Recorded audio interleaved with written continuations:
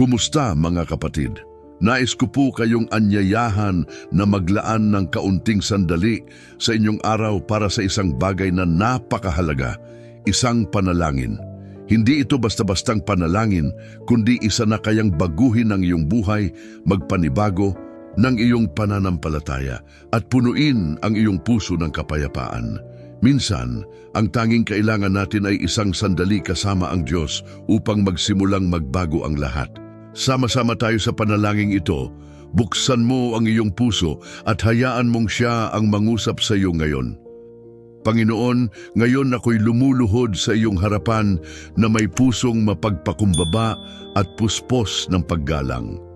Aking Diyos na walang hanggan, pinagmumulan ng liwanag tuwing umaga sa pagsikat ng araw, itinataas ko ang aking paningin sa iyo. Lumalapit ako ng may panibagong pananampalataya, nagtitiwala na ako'y iyong yayakapin sa ilalim ng iyong banal na pagkupkop. Sapagkat ang sinumang nagpapahinga sa iyong bisig ay hindi kailangang matakot sa mga anino ng mundo. Sa kaibuturan ng aking puso, naririnig ko ang iyong panawagan na bumangon sa pagsikat ng araw at manalangin dahil ipinangako mong pakikinggan mo ang taos-pusong panaghoy. Ikaw ang aking kalasag at kuta. Inililigtas mo ako sa mga patibong, sa mga lihim na sakit at sa mga puwersang kumikilos sa katahimikan. Sa ilalim ng iyong mga pakpak, natatagpuan ko ang kanlungan. Walang kasamaan ang magtatagumpay habang ikaw ay kasama ko. Wala ni salot o kapahamakan ang makalalapit sa akin sapagkat binabalot mo ako ng iyong presensya. Sa gabi, ako'y muling lumuluhod, mapagpakumbaba, humahanap ng kanlungan sa pag-ibig mong walang kapantay. Wala ni takot sa dilim, ni pag-aalalang. Gumagala sa tanghali ang may kapangyarihan sa aking kapayapaan. Naniniwala ako, Ama, na sa aking paligid ay tanging kapayapaan lamang ang iiral sapagkat ikaw ang Diyos na nasa lahat ng dako, sa lahat ng oras. Ang mga nagnanais ng aking pagkabigo ay mabibigo. Walang makaaabot sa aking espiritu kapag ikaw ang umaakay sa akin. Iunat mo ang iyong mga bisig, Panginoon, at yakapin mo akong muli. Ipagkaloob mo sa akin ang iyong walang hanggang seguridad. Nagpapasalamat ako sa iyong awa, sa iyong kabutihang kailan may hindi nagkukulang. Hinihiling ko sa iyo, Panginoon, na ako'y iyong pagpalain ng sagana, hindi lamang sa material na bagay, kundi sa tunay na pag-ibig, pagtitiis, matatag na pananampalataya at lakas ng loob upang magpatuloy. Naway walang hadlang ang makapagpabagsak sa akin at wala ni isang inggit ang makapigil sa aking tagumpay. Alam mo ang aking puso at nauunawaan mong ang aking pag-unlad ay kabuhayan din ng aking pamilya. Ipadala mo ang iyong mga anghel upang ako'y bantayan, sapagkat maraming puso ang nasira ng kasamaan, ngunit ang iyong katarungan ay nasa aking tabi. Ang mabangis na leon at ang mapanlinlang na ahas ay hindi magwawagi laban sa akin. Ako'y magiging buhay na patutuo ng iyong kapangyarihan. Tapat na saksi na ang iyong pangalan ay kanlungan at tanggulan. Kapag binibigkas ko ang Salmo 91, nararamdaman ko ang lakas na walang sino man ang makapipigil. Wala ni isang sumpa, karamdaman, o matang may masamang balak ang may kapangyarihan sa aking buhay, sapagkat alam ko, naniniwala ako, na ikaw ay kasama ko. Kapag ako'y nanghihina, ikaw ang aking lakas at pag-asa. Lubos ang tiwala ko sa iyong kapangyarihan. Kahit sa kamay ng tao ako'y dumaraan, alam kong ang iyong biyaya ang tunay na gumagabay sa paggaling. Binibigyan mo ako ng panloob na lakas upang harapin ang karamdaman ng may pag-asa. Kapag ako'y nanghihina sa katawan, sa iyo ako lalapit, sapagkat mahal mo ang iyong mga anak at inaalagaan mo kami ng buong pagmamahal at kapangyarihan. Nagbibigay ka ng aliw, ng pag-ibig at ng kagalingang aming inaasam. Ang aking pamilya ay may sapat at ito ay biyaya mo. Kami namumuhay ng may kapayapaan, seguridad at kalayaan mula sa kasamaan. Walang pagkatalo ang makaaabot sa amin sapagkat ikaw, Panginoon, ay nasa amin. Sa dulo ng bawat paglalakbay, ang tagumpay ay magiging aming pamana. Ni sa araw, ni sa gabi, ay hindi ako matatalo. Naniniwala ako sa iyong pag-ibig na kayang baguhin ang lahat.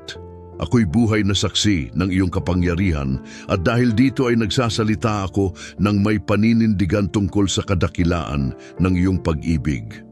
Mag-iwan ka ng like kung naniniwala ka rin sa kapangyarihang ito. Amang mahal, ang aking tiwala sa iyo ay higit pa sa anumang takot. Ngunit inaamin kong ako'y tao lamang, marupok, makasalanan. Minsan ang buhay ay tila isang tuyong disyerto puno ng pagsubok. Tinitiis namin ang sakit, gutom, takot at uhaw. Ngunit kahit nasa gitna kami ng disyerto, kung ang puso namin ay nasa iyo, walang makakabagsak sa amin. Kasama ka, maging ang matinding init ay nagiging aral at ang malamig na hangin sa gabi ay aliw. Kapag dumating ang sakit, alam kong hihintayin mo ako ng may pag-aaruga. Handang iaabot ang iyong kamay upang ako'y buhatin. Sa pinakatuyong yugto ng buhay, tinuturuan mo kaming diligin ng luha ang mga bagay na balang araw ay mamumulaklak. Iyan ang kapangyarihan ng iyong pag-ibig na nagpapabago sa lahat. Ang binhi na itinanim mo sa aking puso ay namumulaklak kahit sa gitna ng disyerto. Kami mga bulaklak na tumatagal sa tagtuyot dahil sa iyong pag-aaruga. Pinalalakas mo kami upang malampasan ang mga unos at pinagagaling mo kami sa pamamagitan ng iyong di nakikitang, ngunit makapangyarihang paghipo. Tatanggapin ko ang karamdaman bilang isang proseso ng pagpapalakas at kapag dumating ang kagalingan at alam kong darating ito'y magiging patotoo ng iyong awa. Naroroon ka sa mga kilos ng mga doktor at nurse. Sa kanila ka kumikilos upang magpagaling. Ikaw ang gumagabay sa kanila at sa iyo ako nagpapasalamat sapagkat ang iyong kamay ang tahimik na kumikilos sa lahat. Salamat sa iyong habag. Salamat sa pagbabagong dulot mo sa aking katawan at espiritu. Kapag ikaw ang kumilos, Panginoon, ang aking kaluluwa'y tumatatag at ang aking pag-asa'y muling nabubuhay. Kaya't ako'y magpapatuloy, may buhay na pananampalataya, nagagalak sa iyong walang hanggang kabutihan. Tulungan mo akong manatiling tapat sa aking layunin, na maisagawa ng may dangal at katotohanan ang aking tungkulin sa iyong harapan. Naway ang aking buhay ay maging buhay na patotoo ng iyong kapangyarihan, na ang aking paglalakbay ay magsilbing ebidensya ng iyong presensya. Balutin mo ang aking katawan ng kalusugan at lakas sapagkat ito ang templo ng iyong liwanag. Kailangan ko itong matibay upang patuloy kang sambahin at ipahayag sa mundo ang kadakilaan ng iyong pag-ibig. Si Jesus ang pinakadakilang pagpapahayag ng iyong kapangyarihan. Tiniis niya ang di masukat na sakit at sa kabila nito ay ibinigay ang kanyang buhay ng may dignidad alang-alang sa amin. Kaya, Panginoon, habang ako'y dumaraan sa sakit, na ito inihahandog ko sa iyo ang aking puso. Naway ang aking pagdurusa ay maging binhi ng pananampalataya, isang alay ng taos-pusong pag-ibig. Lumalapit ako sa iyo, aking Ama, humihiling ng ginhawa para sa aking katawan at para rin sa bigat na dinadala ng aking kaluluwa. Inaamin kong maraming paghihirap sa aking paligid ay may pinagmumulang lihim, sa inggit, sa masasamang salita, at sa negatibong enerhiya ng mga taong nais akong pabagsakin. Palisin mo ang lahat ng ito, Panginoon. Ilayo mo ako sa lahat ng mapanirang impluensya. Balutin mo ako ng iyong kabutihan sa bawat sandali ng aking araw. Mapagmahal at makalangit na Ama, ako'y lumaluhod sa iyong harapan, nagpapasalamat ng buong puso. Salamat po sa pagiging aking kanlungan, aking palaging tagapagtanggol. Salamat po sa pakikinig sa bawat panalangin ko. sa pag-aalaga sa akin at sa pagpalibot sa akin ng iyong walang hanggang mga biyaya. Ang iyong dugo, Jesus, ay tatak ng tagumpay. Ito ang pagpapahid na naglilinis, nagpoprotekta at naghihiwalay sa amin mula sa anumang sumpa, negatibong enerhiya o paninibugho na itinapon laban sa amin. Sa iyong pangalan sa aming mga labi at pananampalataya sa aming mga puso, ipinapahayag namin na ang lahat ng kasamaan ay mawawala. Dumating kami sa panalangin, determinado na labanan ang anumang gawa ng kadiliman, anumang sumpa na nagbabantang sirain ang aming pamilya. Sa espiritual na kapangyarihan, pinawi namin, inugat at winawasak ang anumang anino ng sumpa na nagtangkang pumasok sa aming kasaysayan, sa pamamagitan man ng sakit, kahirapan, karamdaman, pagkawasak o kakulangan. Lahat ng masamang balak ay nilalansag ngayon sa kapangyarihan ng iyong pangalan. Ang sinumang tao, espiritu o puwersa na nagtangkang magpataw ng sumpa sa amin ay aalisin, papatigilin at itataboy sa kapangyarihan ng Panginoon. Walang bisa ang sumpa. Ito ay nawawala sa harap ng mga biyaya. Walang puwang ang kasamaan upang umunlad kung saan naghahari ang presensya ng Diyos. Hindi magkakaroon ng kapangyarihan si Satanas sa aming tahanan. Ang iyong kapangyarihan, O Diyos, ay parang apoy na sumusunog sa lahat ng kadiliman, winawasak ang mga bitag at sinusunog ang mga tanikala na nakakadena sa amin. Sa pangalan ni Jesus, aming tinatawag, Espiritu Santo, dumating ka sa bawat isa sa amin ngayon. Punuin mo kami ng lakas, tapang at liwanag upang malampasan ang lahat ng pang-aapi. Anumang demonyo, anumang masamang puwersa na tumayo laban sa amin, mabasag, matalo at mapuksa sa makapangyarihang presensya ng Panginoon. Ipinapahayag namin ang ganap na kalayaan sa aming mga buhay at pamilya. Walang mahika, sumpa o masasamang salita ang magkakaroon ng kapangyarihan sa amin. Banal na Ama, palakasin mo kami, huwag hayaang kami maipit sa lugar ng sakit at takot. Palayain mo ang aming mga kaluluwa mula sa anumang madilim na impluensya. Basagin mo ang mga tanikala na pumapalibot sa amin at wasakin ang bilangguan sa pamamagitan ng iyong pagmamahal. Ikaw ang hari ng mga hari, ang ganap na Panginoon ng sansinukob. At ipinapahayag ko ng may pananampalataya, naniniwala ako sa iyo, naniniwala ako sa iyong anak na si Jesus, at naniniwala ako sa kapangyarihan ng iyong pangalan. Dumating ka na ngayon, Panginoon, pumasok ka sa aking buhay, sa aking tahanan, at alisin mo ang anumang gawa ng mahika o sumpa. Patawarin mo ang aking mga pagkukulang, Panginoon. Kung ako'y naligaw ng landas, itama mo ako ng may pagmamahal. Tinatanggap ko ang iyong disiplina bilang bahagi ng iyong pag-aalaga. Nais kong mamuhay ng may pagkakapare-pareho, gumawa ng mabuti upang makaani ng mabuti. Dito ko inilalabas ang lahat ng negatibong salita na aking nasabi tungkol sa iba at humihingi ako ng tawad. Hindi ko nais buksan ang pintuan para sa anumang sumpa na magdadala ng kalungkutan, kakulangan o karamdaman. Pawalang bisa, Ama, ang lahat ng mahika, masasamang salita at mga kilos ng kasamaan. Linisin mo ang aking landas. Alisin mo sa akin ang anumang bakas ng negatibong enerhiya. Iayon mo ang aking katawan, isipan at espiritu sa iyong liwanag upang makahanap ako ng balanse at mabuhay ayon sa iyong kalooban. Panginoon, natalo mo na ang kaaway at alam ko na kung tayo'y manalangin ng may pananampalataya, ikaw din ang magwawagi para sa amin. Kapag ako'y humihingi ng kapatawaran, binubuksan ko ang pintuan ng iyong awa. Pinapahintulutan ko ang dugo ni Kristo na linisin ang aking kaluluwa. Alam ko na ang kapatawaran ang susi na nagsasara sa lahat ng sumpa. Tinatanggihan namin sa iyong pangalan anumang anino ng kadiliman. Malaya kami, iyo kami, Pinagpala kami, Espiritu Santo, sa iyong banal at nagpapalinis na presensya. Tinatanggihan namin ngayon ang lahat ng mga nakatagong kasunduan na maaaring naipasok dahil sa aming mga pagkakamali at pati na rin ng aming mga ninuno.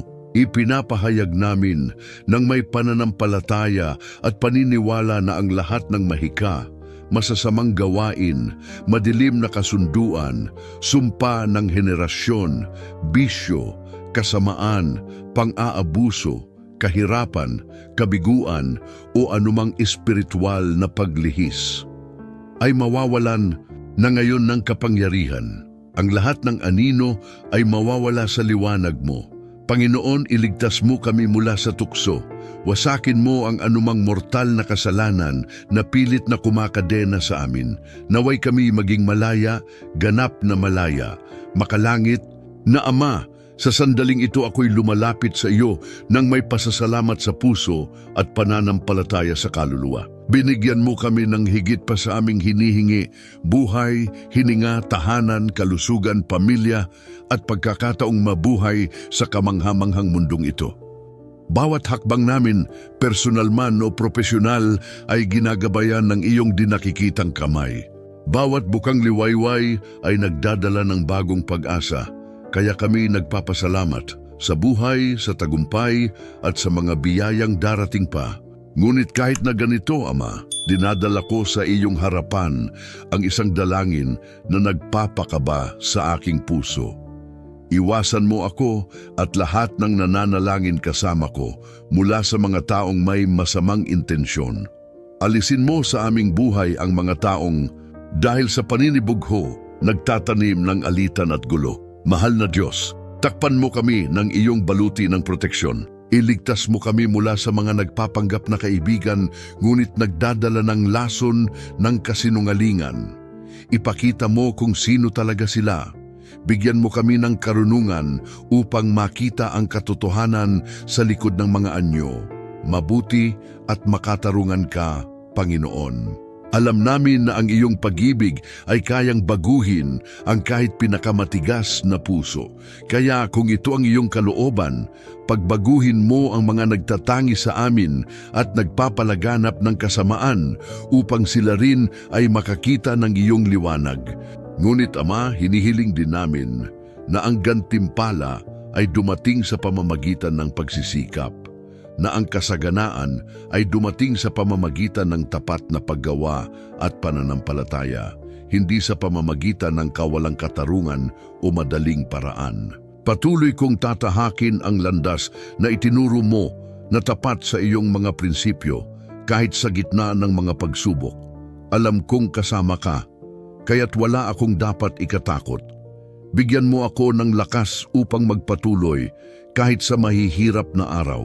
Kung kasama natin ang Panginoon, walang kawalan ang permanente, walang kasamaan ang walang hanggan. Pagpalain mo, Panginoon, ang bawat hakbang ko. Protektahan mo ako mula sa mga bitag, panlilinlang, sakit at mga nakatagong panganib. Tulungan mo akong sundan ang iyong halimbawa at iwasan ang lahat ng maaaring maglayo sa akin mula sa iyong kalooban.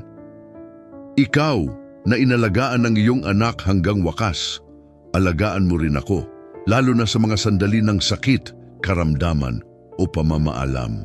Palagi kang malapit sa mga nagdurusa. Kaya kami nananalangin para sa iyong banal na interbensyon. Iwasan mo, Panginoon, mula sa aming presensya ang sinumang nagnanais ng aming kapahamakan. Protektahan mo ang aming pamilya at patatagin mo ang aming mga paa sa katotohanan. Mabubuhay ako at mamamatay bilang isang tapat na anak, gaya ng itinuro ni Jesus upang makamit ang tunay na kaligayahan, ang buhay na walang hanggan sa iyong piling. Bigyan Panginoon, aking Diyos.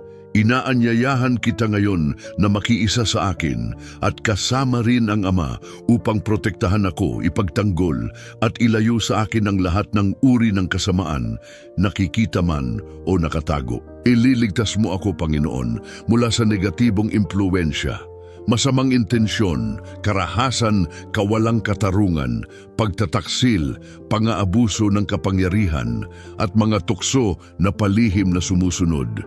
Ipagtanggol mo ako laban sa paninibugho, galit, pagkakamali, at sa lahat ng bagay na gustong sirain ang kaligayahan na iyong itinatayo sa aking buhay.